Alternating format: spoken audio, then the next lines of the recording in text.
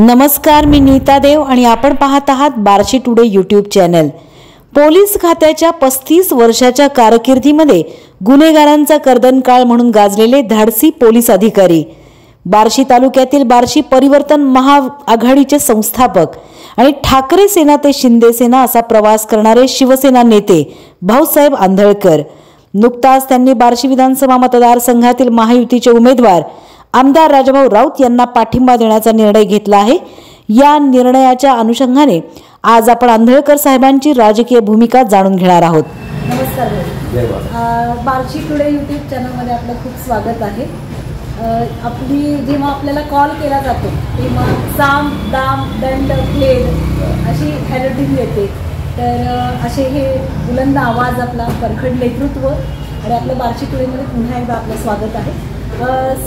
भाऊसाहेब, आपण लोकसभा निवडणूक वंचितकडून लढवली, आता विधानसभा निवडणुकी प्रक्रियेमध्ये आपण पुन्हा एकदा मुख्यमंत्री शिंदे प्रणित शिवसेनेला पाठिंबा देण्याचा निर्णय घेतला। मुळात आपण ठाकरे सेना सोडून शिंदे सेना का स्वीकारली, पुन्हा ती का सोडली आणि मग शिंदे सेनेने तुम्हाला न्याय दिलेला होता का, नव्हता का? आणि अलीकडच्या तुमच्या राजकीय भूमिका सातत्याने बदलताना दिसतात, पक्ष बदलताना दिसतात, काय सांगा? जय महाराष्ट्र। आपण अतिशय महत्त्वाचे प्रश्न या ठिकाणी विचारलेले आहेत। वास्तविक पाहता पोलीस खात्यामध्ये सेवा करत असताना मी कुर्ला पोलीस स्टेशन मुंबई या ठिकाणी असतानाच माननीय वंदनीय हिंदू हृदय सम्राट बाळासाहेब ठाकरे साहेब यांच्या कार्यपद्धती आणि हिंदुत्वाच्या भूमिका आणि त्यांची आक्रमकता याला मी भाळून गेलेलो होतो। पोलीस खात्यातनं बाहेर पडताना आपण पाहिलं असेल 2011 साली 12 नोव्हेंबरला मी माननीय उद्धव ठाकरे साहेब यांना बार्शीमध्ये पाचारण करून, त्यावेळेला आत्ताचे आमदार सेना सोडून गेलेले होते, बार्शीमध्ये शिवसेनेचं अस्तित्व नव्हतं आणि जे शिवसैनिक होते ते थोडे दिशाहीनमध्येही झालेले होते। त्या मुदतीमध्ये उद्धव ठाकरे साहेबाला या ठिकाणी हेलिकॉप्टरनं आणून, हेलिपॅड बांधून या ठिकाणी मी शिवसेनेमध्ये प्रवेश केला। मी आणि माझ्या मुलाने भगवा झेंडा 2011 या साली त्या ठिकाणी गेला आणि त्यापासून जवळजवळ 11-12 वर्ष मी उद्धव ठाकरे साहेब यांच्याकडे शिवसेनेमध्ये काम केलं। शिवसेनेमध्ये काम करत असताना सामदाम दंडभेद आपण म्हणला त्याप्रमाणे या बार्शी तालुक्यामध्ये चाललेली दादागिरी, गुंडगिरी, दहशत हे संपवण्याचं काम त्या ठिकाणी केलं। अनेक संकटाला सामोरं गेलो। नोकरी महोत्सव या ठिकाणी करून 5000 तरुणांना पोलीस खात्यामध्ये पुण्याला आणि आपल्या इथं 2 ठिकाणी 2 वेळेला अशा प्रकारे युवकाला हाताला रोजगार द्यायचं काम ही केलं। महिला भगिनीचे अश्रू पुसण्याचं काम केलं। आपण पाहिलं कोरोनाच्या महाभयंकर संकटामध्ये या ठिकाणी मी काय काम केलं हे सांगण्याची आवश्यकता नाही। आज 15 लाखाच्या पुढे मी अन्नछत्र 7 वर्ष झालं या ठिकाणी चालवतोय। आता एक 15 दिवस आचारसंहितेमुळे आपण या ठिकाणी बंद ठेवलेला आहे। म्हणजे कितीतरी अन्याय आमच्यावरती काही हल्ले झाले, आरोप झाले, पार या ठिकाणी उद्धव ठाकरे साहेबांच्या वाढदिवसाला झाडं लावली, ही बाजारपेठ आज जी सुंदर हिरवीगार झालेली दिसते। या वेळेला सुद्धा गुन्हे दाखल आमच्यावर झाले आणि त्या माध्यमातून आंदोलनाचे गुन्हे, शेतकऱ्याच्या बद्दल आंदोलन, महिलांची आंदोलन, वीज बिल माफ करण्यासंदर्भात आंदोलन, याच्या गुन्ह्यावरून आम्हाला, मी पोलीस इन्स्पेक्टर, मी नांगरे पाटलाच्या हाताखाली 5 SP मला त्या ठिकाणी पुणे ग्रामीणला होऊन गेले। अनेक अवॉर्ड, 700च्या पुढे अवॉर्ड्स माझे आहेत। ETV क्राईम डायरीज माझ्या 127 आहेत। या पद्धतीने मी काम करत असताना या ठिकाणी अनेक त्रासाला या ठिकाणी सहन करत मी शिवसेना वाढवली, जोपासली आणि याचा वटवृक्ष करायचा या ठिकाणी प्रयत्न केला। 2014 साली वास्तविक पाहता उद्धव ठाकरे साहेबांनी मला तिकीट द्यायला पाहिजे होतं, परंतु त्यांनी आदेश दिले की जे राऊत या ठिकाणी शिवसेना सोडून गेले होते ते परत आले आणि त्यामुळं अस्तित्व दोघांचे, त्यांची ताकद माझ्या ताकदीमध्ये फरक निवडणुकीच्या संदर्भात होता। मग त्यांना तिकीट दिल्यानंतर सुद्धा भाऊ म्हणून त्यांचं काम केलं। ह्याच भगवंत मैदानावरती उद्धव ठाकरे साहेबांनी शब्द दिला होता की आंधळकर राऊतांना तुम्ही निवडून द्या, आंधळकरांचं पुनर्वसन काय करायचं ते मी करतो। या पद्धतीनं कुठलाही शब्द पुढे पाळला गेला नाही। आम्ही दुष्काळ असेल, महिलांचे प्रश्न असतील, सगळ्या बाबतीमध्ये या ठिकाणी ठोक भूमिका शिवसेनेची बजावली आणि जवळजवळ 10 ते 11 वर्ष काम केलं। 2019ला आजचे ज्यांना तिकीट तुम्ही दिलेलं आहे हे सोपल साहेब, या सोपल साहेबांनी 2019ला लाखाची सभा मी घेतली, लाखाचा जनसमुदाय जमवला आणि ठाकरे साहेबांच्याच आदेशानं परत एकदा, कारण राष्ट्रवादीतनं हे परत आमच्याकडे आले सेनेमध्ये, 14चा अधिकार आमचा राऊताकडे गेला, 19चा अधिकार परत सोपल साहेबाला दिला गेला आणि त्या ठिकाणी आम्ही आदेशाचं पालन उद्धव साहेबांच्या केलं. आणि तानाजी सावंत साहेबांना विचारा, त्यांनी सांगितलं तुम्हाला काय पाहिजे ते महामंडळ असो किंवा काय, तुमच्या कार्याची दखल महाराष्ट्रभर काम करण्याची संधी तुम्हाला दिली जाईल. परंतु पुढे इलेक्शन झालं, ते काय व्हायचं ते झालं, ते पडले आणि त्यानंतर सुद्धा कुणीही आमच्याकडे या ठिकाणी पाहिलं नाही, आमची दखल घेतली नाही.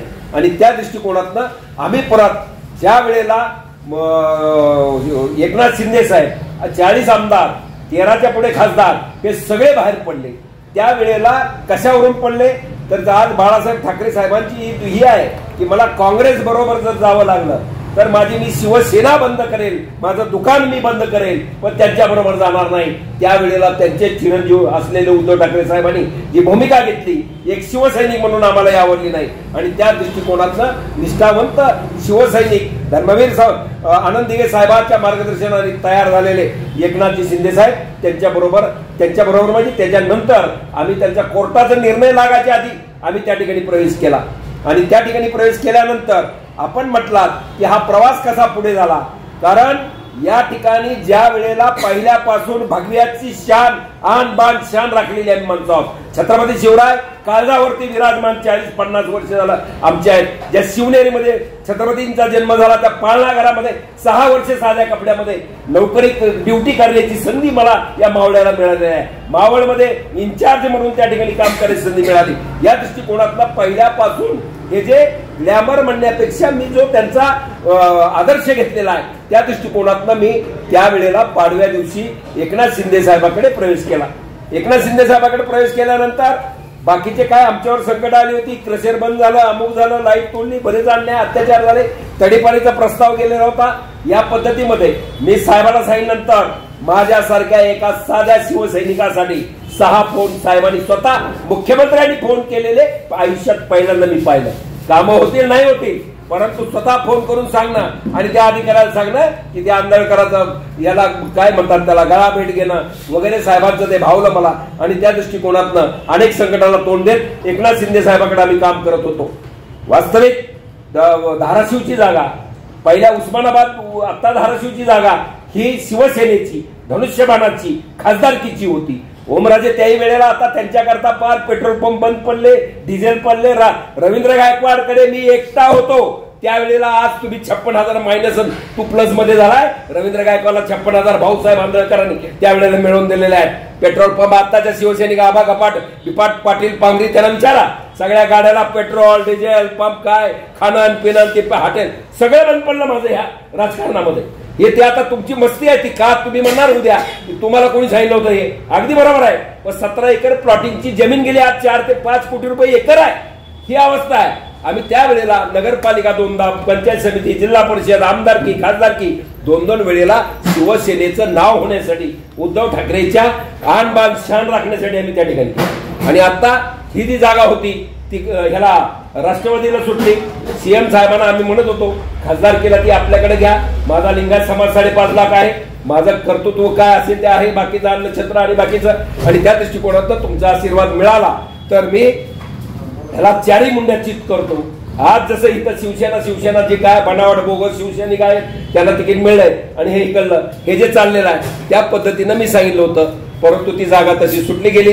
एक भाजपचे खासदार राणादादा आहेत त्यांच्या मिसेसला तिकडं घड्याळाकडे म्हणजे राष्ट्रवादीत प्रवेश देऊन त्यांना ते तिकीट दिलं गेलं. यामुळे चिडून जाऊन एक माझा शिवसैनिक जे बाळासाहेबांचे संस्कार दिघे साहेबांचे संस्कार होते ते चिडून जाऊन मी वंचित करेन. कारण मला त्या ठिकाणची धनुष्यबाणाची जागेचं काय म्हणतात त्याला ही घ्यायचा होता, हिशोब घ्यायचा होता. किती का मतं मिळणार मला. आजही मी 3ऱ्या नंबरला फक्त 10 दिवस मला मिळाले. 4 दिवस तर गाड्याला परवानग्याच मिळालं नाही. तिथं 11 तालुके 6 आमदाराचा मतदारसंघ मी लिंगायत आहे हे सुद्धा पोहोचलो नाही कन्नड भागामध्ये. अशा अवस्थेमधनं मी आलो तरी सुद्धा मी आज धाडस या कोणीतरी दोघांनी दाखवलं का. आजी माझ्या आमदारांनी कधी ह्या खासदारकीचं इलेक्शन लढवलं नाही, ते भाऊसाहेब आंदोलकरांनी लढवलं. आणि त्या दृष्टिकोनातनं याकरता आम्ही या ह्याला गेलो वंचितकडे, आणि परत ज्या वेळेला मराठा समाजाच्या रिझर्वेशनची ओबीसी मधनं ही आली आणि त्यावेळेला नाशिक आणि पुण्याला लोणावळ्याला आंबेडकर साहेबांच्या मिटिंग झाल्या, आम्ही जे उमेदवार जे होते त्यांच्या सगळ्यांची, मग त्यावेळेला आम्ही सांगितलं की साहेब तुम्ही एकाची बाजू घेऊ नका, दोन्ही समाजाच्या लोकांना बसवा, डॉक्टर सगळं सर्वस्व आमचं डॉक्टर बाबासाहेब आंबेडकर आहेत. तर ते त्यांनी ऐकलं नाही आणि ओबीसीच्या याला रिझर्वेशनला आणि इकडं यांचा विरोध, थोडक्यात मराठा आंदोलन या बाबतीमध्ये त्यांनी जेव्हा ही रथयात्रा काढली त्यावेळेला आम्ही वंचित मधनं बाहेर पडून जरंगे पाटलांकडे गेलो.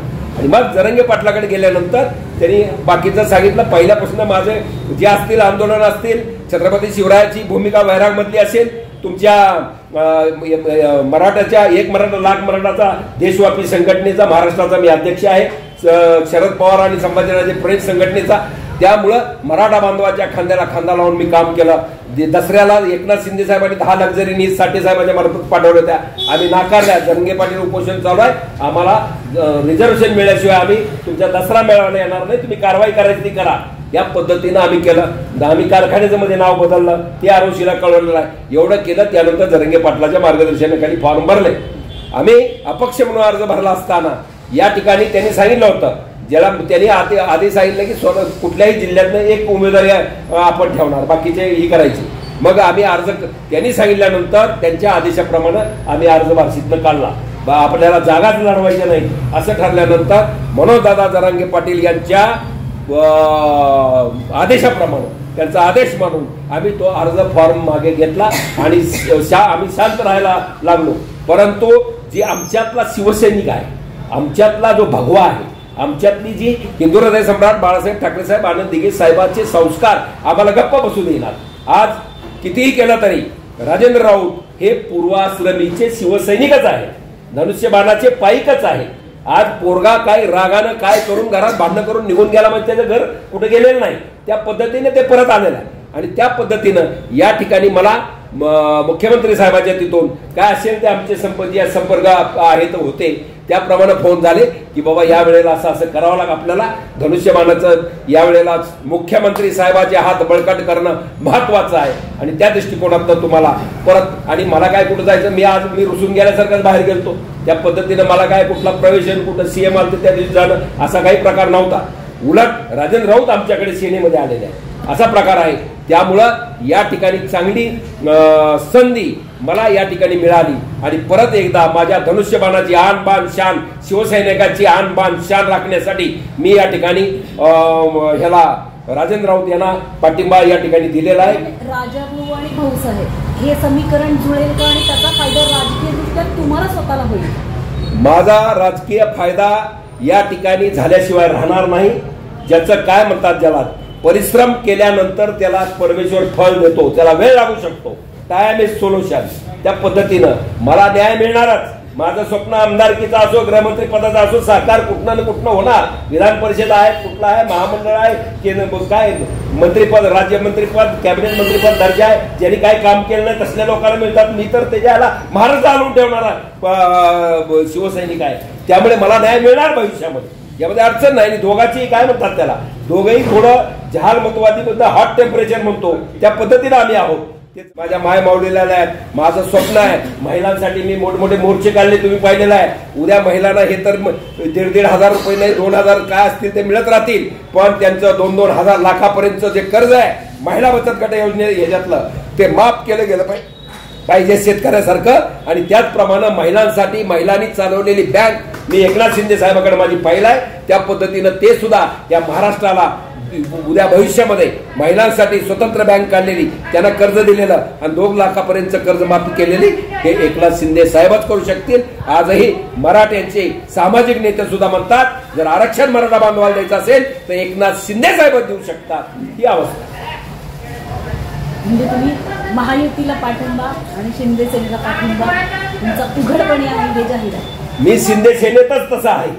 मी काय म्हणतात, बंड करून एखादं लिखरू जर बाहेर गेलं तर त्याला काय बाप पुन्हा घरात घेत नाहीत का? माझीच सेना आहे, मी पहिल्यापासून शिवसैनिकच आहे. तुम्ही बघा, अनेक नेते रात्री कुठेतरी असतात, सकाळी आलं तर दुसऱ्या पक्षात झेंडा घेऊन असतात. मी कुठलं पद घेतलेलं नाही, मी कुठला लाभ घेतलेला नाही, मी तुमचं कोणाचं मला बोलायचा अधिकारच नाही. तुम्ही 4 ठिकाणी गेलात किंवा 5, मी आहे सेनेतच आहे, छत्रपतीच माझ्या काळामध्ये आहे आणि त्या पद्धतीनं मी पुढे चाललेलो आहे. आणि भविष्यामध्ये बार्शी तालुक्याला सर्वांगीण विकासाचं राजकारण करा ना. ह्याची मारामारी, त्याचं ती हे, त्याने भ्रष्टाचार केला आणि त्यानं बाद झाला. आता त्या राजाभाऊ राऊतात सुद्धा या दोघांचाही मनगट धरायची ताकद भाऊसाहेबात आहे, अजूनही आहे. उद्याला जवळ जनता किती घालायचं, अन्न घातलेलं विष झालं, विष. मला असं दुःख होत आहे, काय केलं नाही तुमच्या बार्शीकरांसाठी, महिलांसाठी काय केलं नाही, पाणी आल्यानंतर काय केलं नाही, कोरोनात काय केलं नाही. लोक पेशंट ऍडमिट डिस्चार्ज व्हावं मैत केली. आमच्या आईबापाची, आमच्या पोरांची, नातवांचं कधी आम्हाला वाटलं नाही का माझ्या घरात कोरोना होईल. आमच्या जीवाची पर्वा आम्ही केली नाही. आमचा सागर कळमणकर त्यामध्ये गेला. मग एवढा असताना ह्या जनतेनं मला खासदार केलं, किती मतं दिली हा प्रश्न आहे. मग जोपर्यंत ह्या जनतेला झळ लागत नाही सगळ्यांची, जोपर्यंत एक रक्षण करता म्हणून कुणाचा तरी आवाज उठवला कुणाच्या बाबतीत जात नाही, तेव्हा मी तिसरा पर्याय या बार्शीला देणारच. भविष्यामध्ये माझी स्वप्न अजून काय पूर्ण नाहीत ना, माझी स्वप्न साकार होत नाहीत तोपर्यंत माझी गुरगुर चालूच राहणार. आणि त्या पद्धतीनं या ठिकाणी महाराष्ट्रामध्ये राजकारण करत असताना मोठी मोठी लोक आहेत. विजयदादाकडे 12 वर्ष मी होतो, 4 पोलीस स्टेशन 3-3 वर्ष केलंय. धैर्यशीलभाई खासदार झाले 13-14 वर्षाचे होते, रणजित दादा 16-17 वर्षाचे होते. म्हणजे असे नाती म्हणजे काय म्हणतात त्याला, माझं रिलेशन या ठिकाणी त्यांच्यामुळे हे माझं कल्याण सगळ्या ह्याचं झालं. म्हणजे असे रिलेशन्स आहे. आता मावळमध्ये सुद्धा कालचं बघितलं असं, सुनील आणि बापू भेगडे हे दोघंही माझ्या बाजूला आजूबाजूला, म्हणजे बाळा भेगडे काय होते, युवाचे अध्यक्ष होते. सगळं सांगण्यासारखं नाही, परंतु मी एक सक्षम भूमिका माझ्या समाजासाठी, माझ्या बार्शीच्या जनतेसाठी आणि या महाराष्ट्रातील जनतेसाठी, युवकांसाठी, युवकांना दिशा देण्यासाठी मी काम करत राहणार. आणि पुढे भविष्यामध्ये एकनाथ शिंदे साहेब कुठं ना कुठं माझी सगळ्या कार्याची दखल घेतील. त्यांनाही कळून चुकलंय की ह्याला थोडंसं उशीर झालेला आहे आणि त्या मानानं भविष्यामध्ये इलेक्शन नंतर आणि सरकार महायुतीचंच आहे, यामध्ये तिळमात्र शंका नाही. भाऊसाहेब आंबेडकरांनी महायुतीला पाठिंबा दिलेला आहे, महायुतीचं सरकार येणार असं ठासून सांगितलेलं आहे आणि सर्व जनतेलाही आवाहन केलेलं आहे. बघूयात. पण तरीही बार्शी तालुक्याची विधानसभेची निवडणूक ही आहे फक्त पारंपरिक प्रतिस्पर्ध्यांची दुरंगी लढत. बघूयात काय होत आहे ते, जनतेचा कौल कोणाकडे आहे. धन्यवाद.